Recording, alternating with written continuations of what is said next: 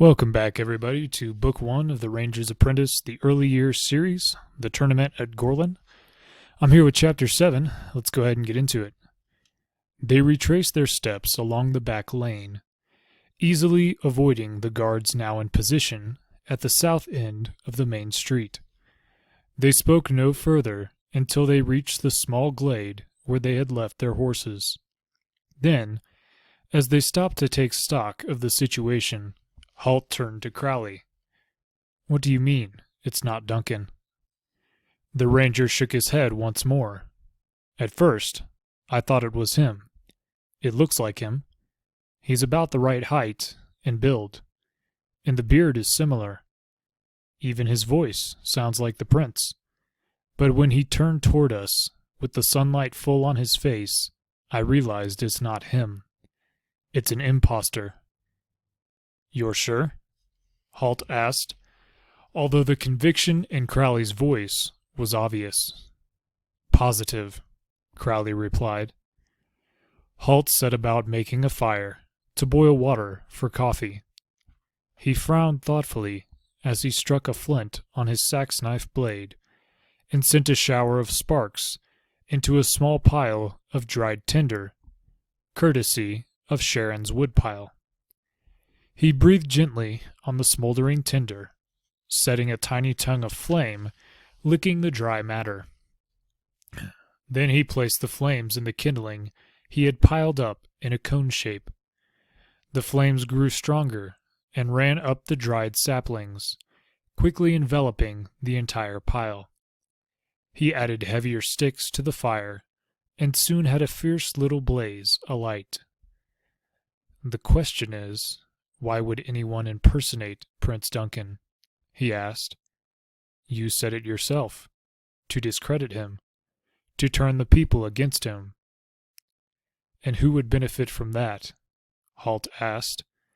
He had learned some time back that when a situation like this occurred, asking who would benefit from it usually provided a good direction as to who was behind it all.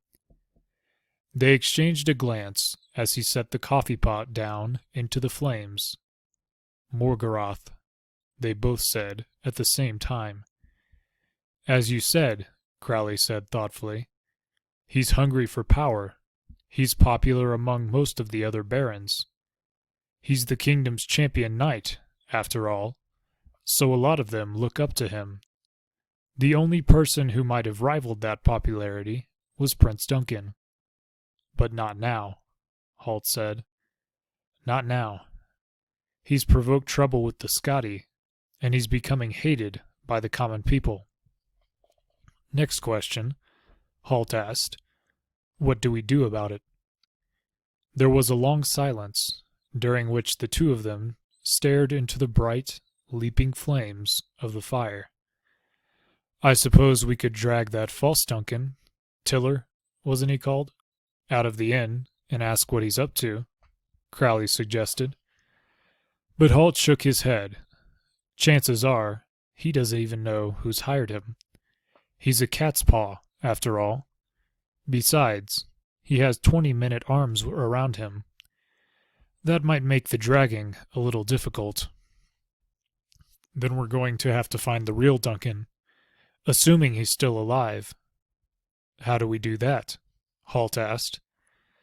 Crowley regarded him with a sidelong glance. "You're full of helpful questions, aren't you? How about coming up with an answer for a change?" Halt shrugged. "You're the local expert. I'm the ignorant foreigner." There was another long silence. Then Crowley spoke again.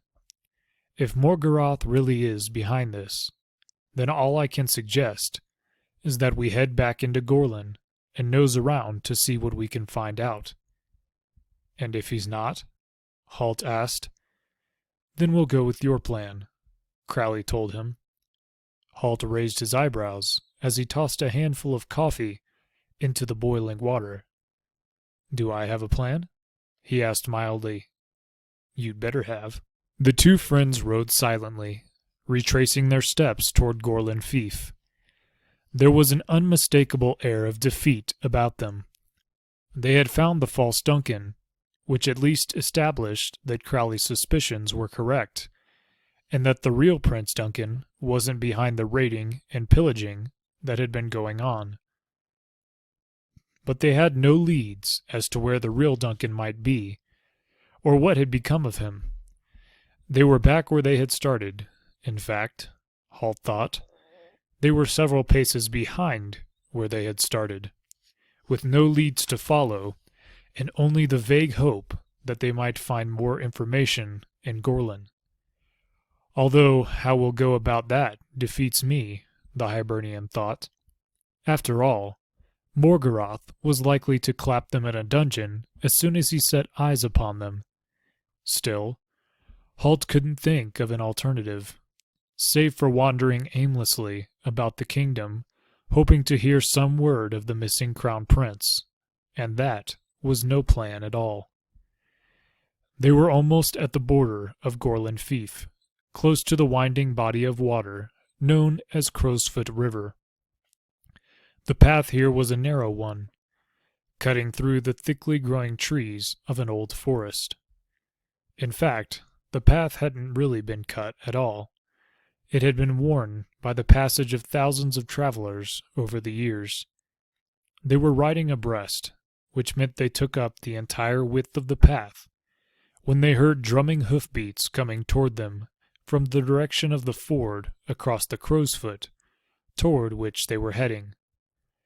As they reached a long, straight stretch of the path, a rider came into view.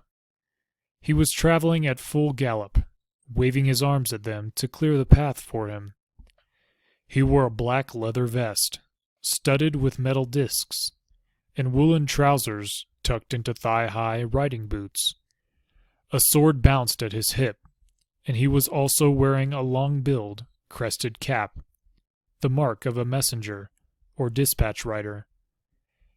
As he came closer, they could make out a gold insignia on the left breast of his jacket. "Black and gold," Crowley muttered. "Morgoth's colors." "Clear the way!" the rider shouted imperiously. "Dispatches from Lord Morgoth! Clear the way!" He was closer now, and he showed no signs of slackening his pace.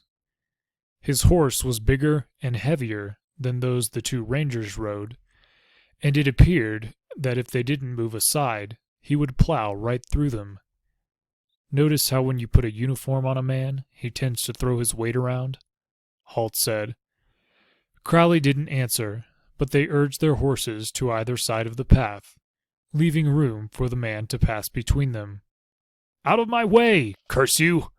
the messenger shouted, in spite of the fact that they had already made room. Perhaps it was the final unnecessary demand that tipped the scales for Halt. He slipped his bow from his shoulder, and, as the dispatch rider thundered past them, he reached to his right and dropped the end of the weapon over the man's head, so that the thick bowstring fastened around his neck. "What?" the dispatch rider began as he felt the string draw taut across his neck. But at that moment Halt heaved back on the bow, hauling the rider bodily out of the saddle, and sending him crashing to the ground. There was a whoof of exhaled breath as he landed flat on his back, then a dull thud as his head struck the compacted leaf mold and mud that formed the surface of the path. Halt swung down from the saddle to study the fallen man. Crowley did the same. About 20 meters up the path, the man's horse seemed to become aware that its rider was no longer in place. It slowed to a trot, then a walk. Then it stopped, looking around curiously. Halt and Crowley knelt beside the unconscious man. "You didn't kill him, did you?" Crowley asked. Halt shrugged. "I wasn't trying to, but he certainly is still." At that moment, the man took in a great, shuddering breath. He twitched violently once or twice, but his eyes remained tight shut. "No, just unconscious," Halt said. "He should be out for an hour or so. He certainly caught his head a whack." So was this a good idea? Crowley asked. He stood up. Halt remained on his knee, rifling through the inside pockets of the dispatch rider's leather vest. It certainly seemed like one at the time, he said. There was nothing of interest in the man's pockets. He stood and glanced down the path at the riderless horse. It was slowly picking its way back toward them. He walked to meet it, making calming, reassuring noises as he got closer, and patting its smooth muzzle. The horse pushed its head against him. Good boy, Halt said. You can't help who you work for, can you? The horse shook its mane, seeming to agree with him. Halt grinned at it, then took its reins and led it to the side of the path where he tied the reins to a sapling. He noticed the leather saddlebags hanging either side of the horse's rump, behind the saddle. He untied the fastenings that kept them in place and lifted them clear. He said he was a dispatch rider. Let's see what dispatches he was carrying. He unstrapped the saddlebags and dumped the contents onto the path. There were 6 rolled scrolls in the bags, each one fastened with a black ribbon, which was itself sealed with wax, into which a signet ring had been pressed. Halt picked one up at random and peered at the seal. It was the now familiar lightning bolt that denoted the man's allegiance to Morgarath. Looks like a love letter from Morgarath, Halt said. Let's see what he has to say. He drew his throwing knife and worked the sharp blade under the wax seal, twisting it carefully so that the entire slab of wax popped clear of the scroll. He placed the small piece of wax carefully to one side, then tugged on the slip knot holding the ribbon, and unfolded the scroll. It might be a little difficult to reseal that, Crowley murmured. I'll manage, Halt said briefly, scanning the message written on the scroll. Well, he said, after a minute or so, this is interesting. What does it say? Crowley moved to peer over his shoulder. It's a list of 12 Rangers who are to be dismissed from the Corps and have their authority as Rangers revoked. He paused. And you're the first name on the list. And that will be the conclusion of chapter number 7. Thank you all for listening, and I'll hope to see you guys next time in chapter 8. God bless, and have a good one.